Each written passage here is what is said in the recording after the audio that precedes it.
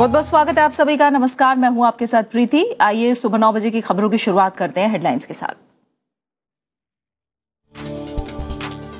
मध्य प्रदेश के हरदा में बड़ा रेल हादसा, पटरी से उतरी कामायनी और जनता एक्सप्रेस, 24 की मौत, 100 से ज्यादा घायल। प्रधानमंत्री ने जताया दुख।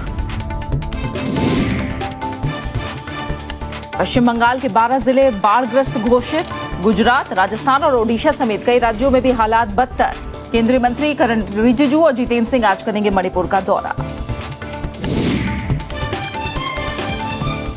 निलंबन पर सरकार और विपक्ष में बढ़ा गतिरोध, कांग्रेस का संसद से सड़क तक प्रदर्शन। सोनिया गांधी ने बताया लोकतंत्र की हत्या। बीजेपी संसदीय दल का कांग्रेस के खिलाफ प्रस्ताव।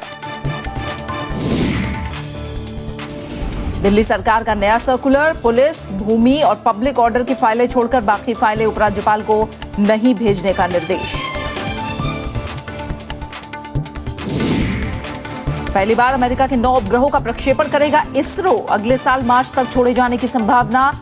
एंट्रिक्स कॉर्पोरेशन ने किया करार।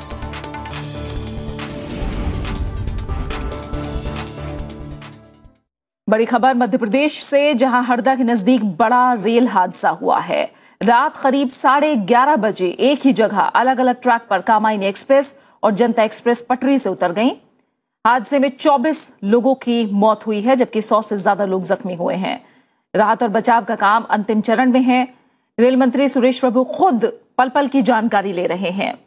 रेलवे का कहना है कि पटरियों पर अचानक आए पानी के तेज बहाव की वजह से हादसा हुआ है। प्रधानमंत्री नरेंद्र मोदी ने हादसे पर दुख जताया है।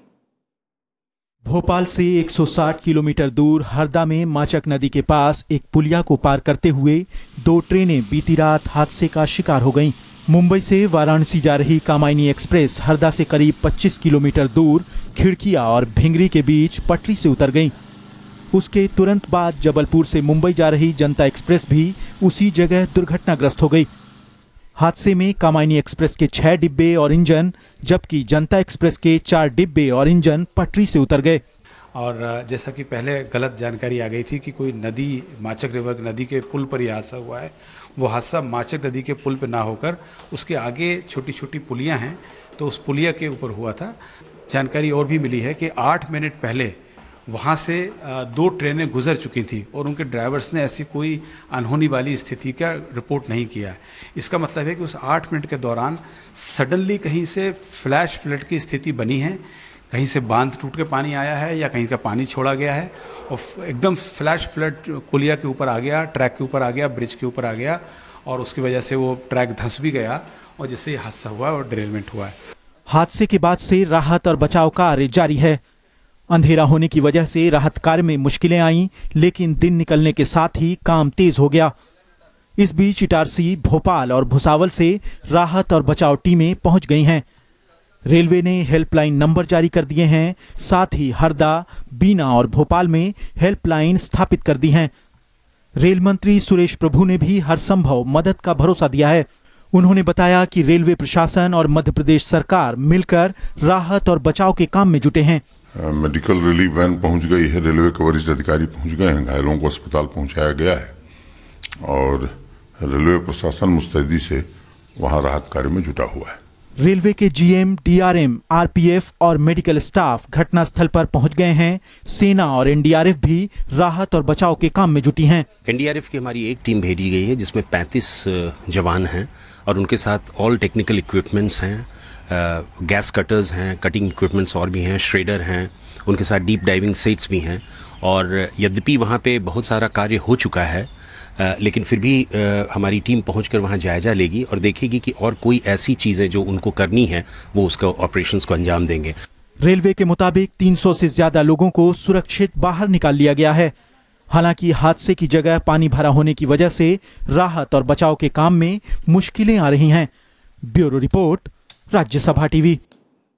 बड़ा रेल हादसा, राष्ट्रपति प्रणब मुखर्जी, उपराष्ट्रपति मोहम्मद हामिद अंसारी और प्रधानमंत्री नरेंद्र मोदी ने हादसे पर शोक जाहिर किया है और मारे गए लोगों के परिवार वालों के प्रति संवेदना भी जाहिर की है। इस बीच ट्रेन हादसे की जांच का जिम्मा कमिश्नर ऑफ रेलवे सेफ्टी को सौंपा गया है। मध्य जोन के रेलवे संरक्षा आयुक्त दुर्घटनाओं की वजहों का पता लगाएंगे। यहां से गुजरने वाली 25 ट्रेनों का रास्ता बदल दिया गया है, 3 ट्रेनों को रद्द कर दिया गया है। रेल मंत्री ने मृतकों के परिजनों को 2 लाख रुपए की मदद का ऐलान किया है। घायलों को 50,000 रुपए दिए जाएंगे। कि रेस्क्यू रिलीफ ऑपरेशन ऑलमोस्ट पूरा हो चुका है, फिर भी एक छोटी सी टीम फिर भी एक सर्च तलाशी में लगी रहती है कि कोई पॉसिबल आदमी अनट्रैप ना हो। हमारे जो स्ट्रैंडेड पैसेंजर्स हैं उनको निकालने की कार्रवाई भी हम कर रहे हैं। हम इटारसी ट्रेनों को काटकर, रेल डिब्बों को काटकर इटारसी ले ही आए थे। इस वक्त कमायनी को हमने इटारसी से रवाना भी कर दिया है और वो भोपाल जब पहुंचेगी तो उसमें 5 डिब्बे और लगा के मुसाफिरों को और कंफर्ट के साथ उनको आगे रवाना कर देंगे। उससे हमारी जनता एक्सप्रेस जो है वो भी इटारसी पे ही है और उसमें भी कोच लगाने हैं और उसको डाइवर्टेड रूट से निकालना पड़ेगा। उसको नागपुर भुसावल होकर मुंबई निकालने की तैयारी में है। तो इस समय हम स्थानीय पत्रकार मनोज कुंडू का रुख करते हैं, उनसे ज्यादा जानकारी लेते हैं। मनोज कुंडू, आप क्या देख पा रहे हैं? आखिरी चरण में समय राहत और बचाव का काम किया जा रहा है, अभी भी कितनी बड़ी चुनौती है? कितने लोग निकाले गए हैं, कितने मारे गए हैं, क्या जानकारी है? अभी सुबह से मृतकों की संख्या में बढ़ोतरी होकर 24 पे पहुंच गई है। इसकी पुष्टि हुई है, 24 लोगों की मौत हो चुकी है इस हादसे में। और अभी राहत बचाव कार्य के लिए स्थानीय जो सामाजिक संगठन है और हरदा से लोग जो है पहुंच रहे हैं बड़ी संख्या में, और जिससे रेलवे को भी काफी मदद मिल रही है। टेंट और कुर्सियां लेकर पहुंचे हैं यहाँ मालगाड़ी से हरदा से लोग, जिससे बारिश में बचाव कार्य में मदद मिल रही है। अभी कितना और बचाव का काम बाकी है? अभी जो रेल हादसे के बाद जो डिरेल हुई है, ट्रेनों के डिब्बे जो डिरेल हुए हैं, अभी उनको वापस जो है ट्रैक पे लाने का काम चल रहा है। अच्छा, अभी लोग फंसे हैं क्या? और लोग हैं ऐसे जो फंसे हुए हैं? अभी ट्रेनों के डिब्बे जो दबे हुए हैं उसमें डिब्बों के बीच में जो है रेलवे कर्मी जाके तो देख रहे हैं कि उसमें कोई है तो नहीं। अब ट्रेन के नीचे जब डब्बे उठेंगे उसके बाद पता चलेगा कि नीचे कोई दबा तो नहीं है। अभी इस तरह की मतलब असमंजस की स्थिति बनी हुई है वहां पर। जी हाँ मनोज, और देखा जाए तो राहत और बचाव का काम आप बता रहे हैं अभी भी चालू है और ये देखा जा रहा है कि आखिरी यात्री तक कोई भी यात्री वहां फंसा ना हो। कौन बड़े अधिकारी हैं जो इस समय वहां मौजूद हैं? भोपाल डीआरएम आलोक कुमार है यहाँ पर। हरदा के विधायक जो है आर.के. दोगने जी वो मौजूद है। हरदा डीएम जो है जी, यानी तमाम आला अधिकारी मौजूद हैं। रूट की बात की जाए, क्या जो ट्रेन थी रिलीफ ट्रेन वहां पहुंची? रिलीफ ट्रेन तो रात से ही इटारसी से पहुंचा दी गई थी। जो ब्रेक डाउन स्टाफ है वो वहां मौजूद है इटारसी का, हरदा का। ये तो रात में 1 बजे लगभग पहुंच गए थे लोग, सारे लोग। और डाइवर्ट रूट से भी इटारसी और इटारसी से जो गाड़ियां मुंबई की तरफ जाती हैं वो सब डाइवर्ट कर दी गई हैं। नागपुर की ओर से चल रही हैं अब ये गाड़ियां।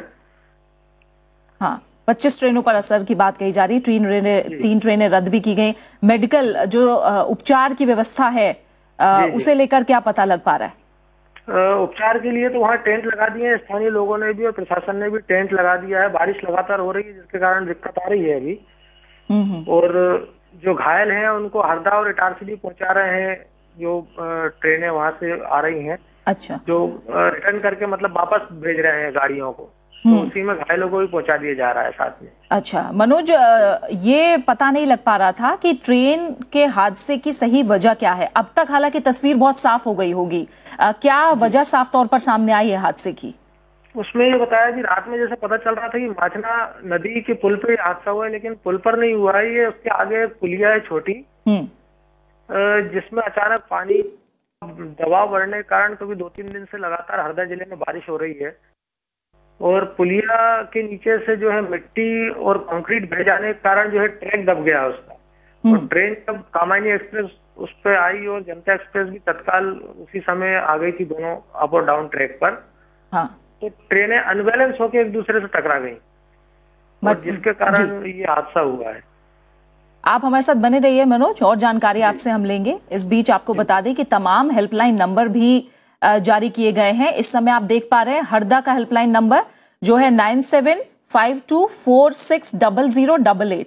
ये हरदा का हेल्पलाइन नंबर है। इसके अलावा बीना, भोपाल, इटारसी और मुंबई में भी हेल्पलाइन नंबर जारी किए गए हैं। बीना का नंबर भी आप देख सकते हैं 0758 ये लैंडलाइन नंबर है, 0222052। इसके अलावा भोपाल 0755 4001609, इटारसी 0757 2241 920।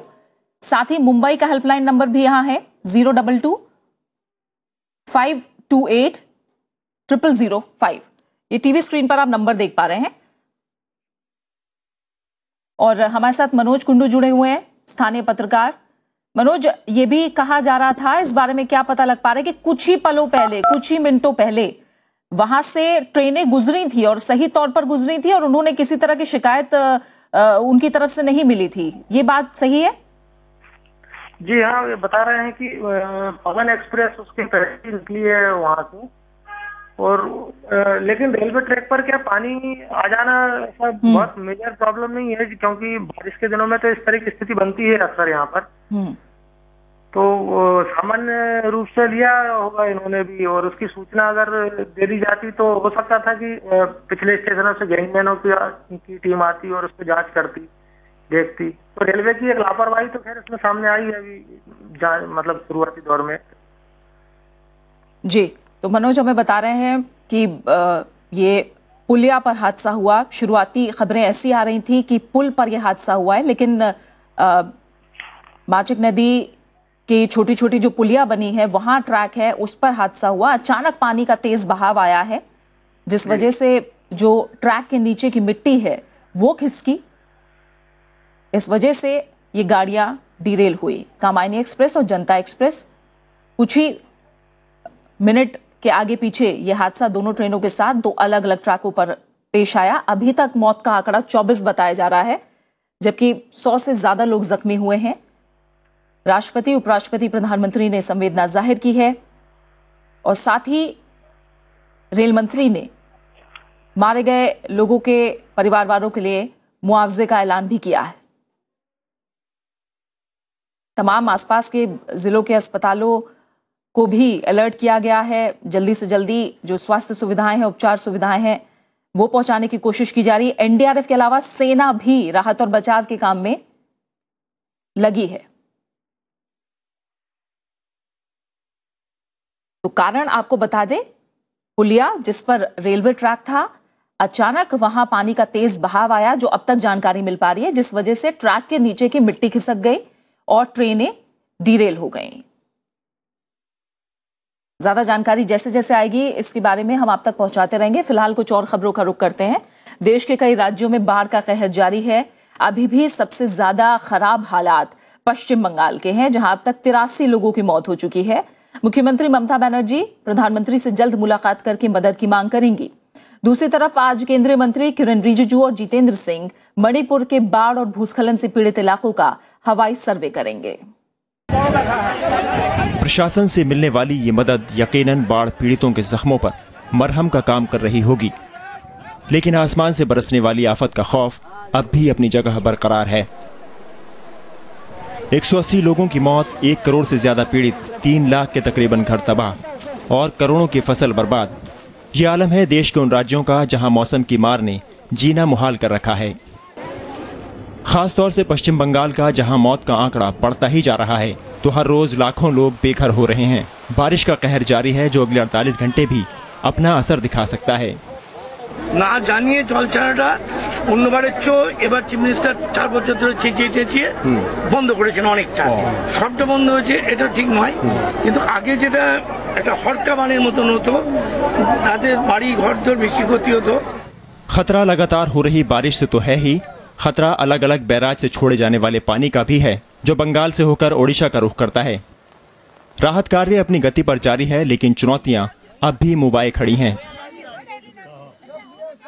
ये जो बाहर आ रहा है, बने आ रहा है नदी में, इसके हम 4 दिन हो गए इस बंध में रह रहे, और 3 दिन के बाद कल रात को हमें चूड़ा और गुड़ मिला और कुछ भी नहीं मिला। बच्चे लोगों को पानी पीने का कुछ भी सामान भी नहीं है। लोग बहुत परेशानी में हैं, वहाँ पे प्रशासन नहीं पहुँच पाया है और लोग का पास अभी अपना जो कच्चा घर है वो टूट गया है और लोग का पास ड्रिंकिंग वाटर, स्मॉल मेडिसिन्स और पशुओं के लिए भी कुछ नहीं है। गृह मंत्री राजनाथ सिंह ने पश्चिम बंगाल की मुख्यमंत्री ममता बनर्जी से बात की और बाढ़ को देखते हुए राहत और बचाव अभियानों की जानकारी ली। हालांकि मणिपुर में एक गांव बह जाने के बाद अब राहत कार्य तेजी पर है, तो वहीं कश्मीर के लेह में भी बाढ़ के बाद राहत का काम जारी है। Bureau report, Rajya Sabha TV. और पड़ोसी मुल्क पाकिस्तान में भी बारिश के बाद आई भीषण बाढ़ में 151 लोगों की मौत हो गई है। खैबर पख्तूनख्वा प्रांत में 77, पंजाब में 32, बलूचिस्तान में 13 और गिलगित बाल्टिस्तान में 7 लोगों की मौत हुई है, जबकि 8 लाख से ज्यादा लोग इससे पीड़ित हुए हैं। नदियों में जलस्तर बढ़ने की वजह से पानी से घिरे लोगों तक पहुंचने में मुश्किलों का सामना करना पड़ रहा है। सेना और स्थानीय राहत कर्मियों ने अब तक लाखों लोगों को सुरक्षित स्थानों पर पहुंचाया है। लोगों को राहत देने के लिए पाकिस्तान सरकार ने 481 राहत शिविरों और 150 चिकित्सा शिविर बनाए हैं। हजारों एकड़ जमीन में खड़ी फसल बाढ़ में डूब गई है। मुंबई में 26/11 के आतंकी हमले में पाकिस्तान का हाथ था, इस बात की पुष्टि पाकिस्तान की जांच एजेंसी के पूर्व प्रमुख रहे तारिक खोसा के ताजा लेख से हुई है। भारत ने सच सामने आने के बाद मुंबई हमले में शामिल लोगों के खिलाफ कड़ी कार्रवाई की मांग दोहराई है। पाकिस्तान में मुंबई हमले की जांच कर चुकी जांच एजेंसी FIA के प्रमुख तारिक खोसा ने माना है कि 26/11 की साजिश पाकिस्तान में रची गई। डॉन अखबार में उन्होंने लिखा है कि इसके लिए लश्कर ए तैयबा के आतंकवादियों को पाकिस्तान के सिंध में प्रशिक्षण दिया गया। उन्होंने लिखा है कि अब पाकिस्तान को सच का सामना करना चाहिए और अपनी गलती माननी चाहिए। उम्मीद अब यह है कि भविष्य में कम से कम पाकिस्तान के अंदर जो ऐसा वर्ग है जो ऐसे हमले नहीं करना चाहता, वो और मजबूत हो। जिस दिन से वो घिनौनी वारदात हुई थी, उस दिन से ये बात जग जाहिर थी कि पाकिस्तान की सरकार, पाकिस्तान की फौज, ISI उसमें पूरी तरह से लिप्त है। भारत की इन्वेस्टिंग एजेंसी मुंबई पुलिस ने पहले से ही इस बात के बहुत ही पुख्ता सबूत, बहुत ही ठोस सबूत जिस बात के लिए इकट्ठे किए थे कि उसमें पाकिस्तानी लोगों का उसके अंदर हाथ है। जानकारों का मानना है कि नए खुलासे के बाद पाकिस्तान को मुंबई हमले की साजिश रचने वालों के खिलाफ कार्रवाई करनी चाहिए। तो यानी दूसरे लफ्जों में बड़े पैमाने पे वो खुद ही कबूल करना शुरू कर रहे हैं, जो हमारे हित में पाकिस्तान के NSA को अभी बड़े मुश्किल होगी ये कहना कि हमको और एविडेंस दो, आपका जो एविडेंस है इनसफिशिएंट है और इसके लिए हमारे यहाँ के कोर्ट्स जो है इसके ऊपर आगे कार्रवाई नहीं कर सकते। मुंबई में नवंबर 2008 में हुए हमलों में 166 लोगों की मौत हुई थी, जिनमें कई विदेशी भी थे। आतंकवादी समुद्री रास्ते से मुंबई पहुंचे थे। जिन अहम जगहों को निशाना बनाया गया उनमें ताज होटल, ओबरॉय होटल, कबाड़ हाउस और छत्रपति शिवाजी टर्मिनल शामिल था। इसके बाद NSG और मुंबई पुलिस ने ऑपरेशन ब्लैक टॉर्नेडो चलाया, जिसमें 10 में से 9 आतंकी मार गिराए गए। हमले का एक आतंकी अजमल आमिर कसाब पकड़ा गया था, जिसे अदालत में चली सुनवाई में दोषी करार होने के बाद फांसी दे दी गई। Bureau report, Rajya Sabha TV. इस बीच पाकिस्तान ने आज फिर सीज फायर का उल्लंघन किया है। पाकिस्तानी जवानों ने पुंछ में नियंत्रण रेखा पर सेना की चौकियों और सीमाई गांवों को निशाना बनाया। इसमें एक महिला घायल हो गई है। कल भी पाकिस्तानी रेंजर्स ने BSF के 17 पोस्ट पर गोलीबारी की थी। इसमें रिहायशी इलाके में एक नागरिक की मौत हो गई और BSF के एक जवान समेत 2 लोग जख्मी हो गए। आतंकवादियों ने आज सुबह उधमपुर में BSF के काफिले पर हमला किया है। शुरुआती खबरों के मुताबिक इस हमले में 3 जवान जख्मी हुए हैं। आतंकवादियों ने जम्मू श्रीनगर राष्ट्रीय राजमार्ग पर काफिले पर हमला किया।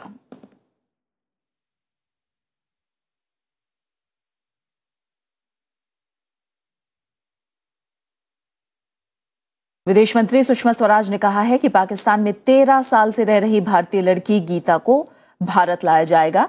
पाकिस्तान में भारतीय उच्चायुक्त TCA राघवन ने कल कराची में गीता से मुलाकात की। गीता सुनने और बोलने में लाचार है, इसलिए वो भारत में अपने घर का पता नहीं बता पा रही है। कराची का बिल्किस एदी फाउंडेशन 13 साल से गीता की परवरिश कर रहा है। सुनने और बोलने में लाचार गीता को यहाँ किसी चीज की कमी नहीं। उसे अपना धर्म मानने की आजादी भी है, लेकिन गीता का मन यहाँ रहने का बिल्कुल नहीं है और वो अपनों से मिलने और घर जाने के लिए कई सालों से इंतजार कर रही है। ये कह रही कि मुझे यहाँ अच्छा नहीं लगता, जब मैं जिस दिन अपने घर जाऊंगी तो बहुत खुश हो जाऊंगी। यहाँ जो है ना मैं हंसती हूँ, यहाँ मुझे नहीं अच्छा लगता है, ऐसा जैसे मैं दिमाग मेरा काम नहीं करता यहाँ पे। गीता सुनने और बोलने में लाचार है, लेकिन इशारों में वो नक्शे पर तेलंगाना या झारखंड में अपना घर बताती है। 2 इलाकों पे जो है वो पॉइंट करती है। एक जो है वो तेलंगाना का जनूबी इलाका, तेलंगाना का जनूबी इलाका, और एक है झारखंड का जनूबी इलाका। और जो है कोशिश कर रहे हैं कि जो है वो ढूंढ सके कि कहाँ की है ये रहने वाली। मंगलवार को कराची में गीता से भारतीय उच्चायुक्त TCA राघवन और उनकी पत्नी ने मुलाकात की। राघवन ने भरोसा दिलाया कि भारत में गीता के परिवार को खोजने की पूरी कोशिश की जाएगी। पाकिस्तान ने भी और भारत ने भी जहां तक हो सके इंसानियत के दायरे में एक दूसरे का सहयोग हमेशा किया है, और हम पूरी कोशिश करेंगे कि गीता की फैमिली को हिंदुस्तान में, गीता के परिवार को हिंदुस्तान में जल्द से जल्द खोज निकालें। इधर विदेश मंत्री सुषमा स्वराज ने उन सभी लोगों का शुक्रिया अदा किया जिन्होंने गीता की देखभाल की।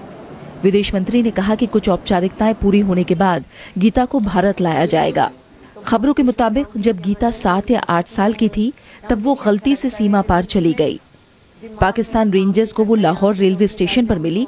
इसके बाद वो कराची के बिल्किस एदी फाउंडेशन पहुंची। Bureau report, Rajya Sabha TV. और बात संसद से जुड़े कामकाज की। कांग्रेस ने अपने 25 सांसदों के निलंबन के खिलाफ संसद परिसर में कल धरना दिया। कांग्रेस अध्यक्ष सोनिया गांधी निलंबन को अलोकतांत्रिक करार दिया है। वहीं कांग्रेस के समर्थन में एनसीपी और तृणमूल कांग्रेस ने भी लोकसभा की कार्यवाही का बहिष्कार किया। दूसरे विपक्षी दलों ने भी कांग्रेस सांसदों का निलंबन रद्द करने की मांग की है। लोकसभा से अपने 25 सांसदों के निलंबन के विरोध में कांग्रेस ने मंगलवार को संसद और सड़क पर प्रदर्शन किया। कांग्रेस ने लोकसभा की कार्रवाई का बहिष्कार किया। कांग्रेस सांसदों ने संसद परिसर में महात्मा गांधी की प्रतिमा के सामने धरना दिया। इसमें कांग्रेस अध्यक्ष सोनिया गांधी, उपाध्यक्ष राहुल गांधी और पूर्व प्रधानमंत्री मनमोहन सिंह भी मौजूद थे।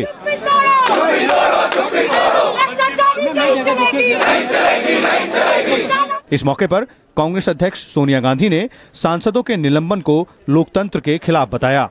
जिस तरीके से उन्होंने हमारे मेंबर्स को सस्पेंड किया वो एंटी डेमोक्रेटिक है, और मेरे हिसाब से जो मैं समझती हूँ लोकतंत्र का हत्या हो रहा है आजकल। कांग्रेस उपाध्यक्ष राहुल गांधी ने कहा कि उनकी पार्टी अपनी मांग से पीछे नहीं हटेगी। हम इन पे प्रेशर नहीं कम करेंगे, चाहिए हम सबको पार्लियामेंट से उठा के फेंक दें, पार्लियामेंट में हमें अंदर वापस ना जाने दें, बाकी देश बचा हुआ है, हम इनको पूरे देश में घेरेंगे। कांग्रेस के समर्थन में एनसीपी और तृणमूल कांग्रेस ने भी लोकसभा की कार्यवाही का बॉयकॉट किया। बहुत बुरा हुआ। 5 दिन हम समझ सकते हैं इस पे चर्चा हो सकती थी, लेकिन चर्चे के मूड में नहीं। और सरकार, पार्लियामेंट चलाना ये सरकार की जिम्मेदारी होती है और सरकार पहल ही कर नहीं रही है। Trinamool Congress MPs will not be attending Lok Sabha, nor will they be signing the register, but we will be attending Rajya Sabha. सदन में मुद्दे उठाने की इजाजत नहीं मिलने पर समाजवादी पार्टी, वाम दलों और आरजेडी ने भी लोकसभा से वॉकआउट किया। मुलायम सिंह यादव ने कांग्रेस सांसदों का निलंबन रद्द करने की मांग की। आप सब भी हमारा सहयोग करें और निष्कासित जो सदस्य हैं उनको किसी तरह से स्पीकर वापस लें। ऐसी स्थिति आप भी पैदा करें। हम तो चाहेंगे कि जो उन्होंने कल डिसीजन लिया वो गलत है और उसके ऊपर उनको पुनर्विचार करना चाहिए। निर्णय था सभी अपोजिशन पार्टीज का बहिष्कार करेंगे लोकसभा इसके विरोध में। अब बिना अपोजिशन के लिए चलाना चाहते हैं ये मोदी साहब अपनी सरकार को, तो चलाएं। राज्यसभा में भी कांग्रेस सांसदों के निलंबन को लेकर अवरोध हुआ, जिसके चलते सदन की कार्यवाही बाधित हुई। लोकसभा अध्यक्ष सुमित्रा महाजन ने सोमवार को सदन की कार्यवाही बाधित करने वाले कांग्रेस के 25 सांसदों को नियम 374A के तहत 5 दिनों के लिए निलंबित कर दिया था। विशाल दहिया, राज्यसभा टीवी। अनुसूचित जाति और जनजाति के लिए आरक्षित रिक्त पदों पर सरकार विशेष अभियान के तहत भर्ती करेगी। लोकसभा से कल अनुसूचित जाति और जनजाति अत्याचार निवारण संशोधन विधेयक पर चर्चा के दौरान सामाजिक न्याय और अधिकारिता मंत्री थावरचंद गहलोत ने यह भरोसा दिलाया। लोकसभा से कल ये विधेयक मंजूर भी हो गया। इस विधेयक से 1989 के कानून में बदलाव किया गया है। अनुसूचित जाति और जनजाति के खिलाफ अत्याचार के मामलों को रोकने और पीड़ितों को इंसाफ दिलाने के लिए जिला मुख्यालयों पर विशेष अदालतें सुनवाई करेंगी। आरक्षित रिक्त पदों की भी बात आई है। भारत सरकार ने निर्णय लिया है और एक कमेटी भी बनी है, जो भी जितने भी आरक्षित पद हैं और रिक्त हैं उनको विशेष अभियान चला करके भरने की कार्रवाई प्रारंभ करने वाले हैं। सरकार ने वेबसाइटों पर रोक लगाने के अपने आदेश की मंगलवार को समीक्षा की और उन वेबसाइटों पर प्रतिबंध हटाने का फैसला किया जिनमें अश्लील सामग्रियां नहीं हैं। ये फैसला उस आदेश की समीक्षा के बाद किया गया जिसमें दूरसंचार और प्रौद्योगिकी विभाग ने इंटरनेट सेवा प्रदाताओं को 857 वेबसाइटों पर रोक लगाने के लिए कहा था। दिल्ली सरकार और उपराज्यपाल के बीच नया विवाद शुरू हो गया है। आम आदमी पार्टी की सरकार ने नया सर्कुलर जारी करके उपराज्यपाल नजीब जंग को फाइलें नहीं भेजने का निर्देश दिया। हालांकि पुलिस, भूमि और पब्लिक ऑर्डर से जुड़ी फाइलों को इस आदेश से अलग रखा गया है। कानून मंत्रालय के सर्कुलर में कहा गया है कि सरकार का मतलब चुनी हुई सरकार है। कुछ दिन पहले नजीब जंग ने कहा था कि दिल्ली में सरकार का मतलब उपराज्यपाल है। मुख्यमंत्री अरविंद केजरीवाल ने इस पर कड़ी आपत्ति जताई थी। एक वरिष्ठ अधिकारी के मुताबिक कई जानकारों की राय लेने के बाद नया सर्कुलर जारी किया गया है। सीबीआई ने व्यापम मामले में 5 और एफआईआर दर्ज की हैं। सीबीआई प्रवक्ता के मुताबिक पहली एफआईआर में 3 लोगों को आरोपी बनाया गया है। पहली एफआईआर पीएमटी 2010 को लेकर है, जबकि दूसरी पीएमटी 2009 को लेकर है। इसमें 3 लोगों को आरोपी बनाया गया है। तीसरी एफआईआर पीएमटी 2010 में धोखाधड़ी करके जबलपुर मेडिकल कॉलेज में दाखिला लेने वाले 2 छात्रों के खिलाफ है। चौथे मामले में कांस्टेबल भर्ती परीक्षा 2012 को लेकर ये एफआईआर है। वहीं 5वां मामला पीएमटी 2009 को लेकर है। इसमें 1 आरोपी बनाया गया है। इस मामले में अब तक सीबीआई 30 से ज्यादा एफआईआर दर्ज कर चुकी है। बाजारों में नेस्ले के मैगी नूडल्स की जल्द वापसी हो सकती है। केंद्रीय खाद्य प्रौद्योगिकी अनुसंधान संस्थान यानी CFTRI की लैब ने नूडल्स को खाद्य मानकों के हिसाब से सही पाया है। लैब में नूडल्स के 5 नमूनों की जांच की गई। ये नमूने गोवा से भेजे गए थे। जून से मैगी नूडल्स पर देश भर में प्रतिबंध है। खाद्य नियामक FSSAI ने इसे खाने के लायक नहीं पाया था। नेस्ले पर लेबलिंग नियमों को तोड़ने का आरोप भी है।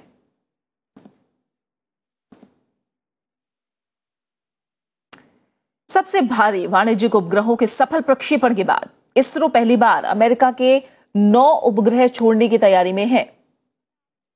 इसरो के जनसंपर्क निदेशक देवी प्रसाद कार्निक ने कहा कि अगले साल मार्च तक ये उपग्रह छोड़े जाएंगे। ये नैनो माइक्रो श्रेणी के सैटेलाइट हैं। इसरो के एंट्रिक्स कॉर्पोरेशन ने इसके लिए अमेरिका से करार किया है। इन्हें PSLV के जरिए अंतरिक्ष में भेजा जाएगा। अब तक इसरो ने 19 देशों के 45 वाणिज्यिक उपग्रहों का सफल प्रक्षेपण किया है। और इसी के साथ फिलहाल इस बुलेटिन में इतना ही। आखिर में एक नजर हेडलाइंस पर। मध्य प्रदेश के हरदा में बड़ा रेल हादसा, पटरी से उतरी कामायनी और जनता एक्सप्रेस, 24 की मौत, 100 से ज्यादा घायल। राष्ट्रपति, उपराष्ट्रपति और प्रधानमंत्री ने जताया दुख। पश्चिम बंगाल के 12 जिले बाढ़ग्रस्त घोषित। गुजरात, राजस्थान और ओडिशा समेत कई राज्यों में भी हालात बदतर। केंद्रीय मंत्री किरण रिजिजू और जितेंद्र सिंह आज करेंगे मणिपुर का दौरा। निलंबन पर सरकार और विपक्ष में बढ़ा गतिरोध, कांग्रेस का संसद से सड़क तक प्रदर्शन। सोनिया गांधी ने बताया लोकतंत्र की हत्या। बीजेपी संसदीय दल का कांग्रेस के खिलाफ प्रस्ताव। दिल्ली सरकार का नया सर्कुलर, पुलिस, भूमि और पब्लिक ऑर्डर की फाइलें छोड़कर बाकी फाइलें उपराज्यपाल को नहीं भेजने का निर्देश। पहली बार अमेरिका के 9 उपग्रहों का प्रक्षेपण करेगा इसरो। अगले साल मार्च तक छोड़े जाने की संभावना। एंट्रिक्स कॉर्पोरेशन ने किया करार।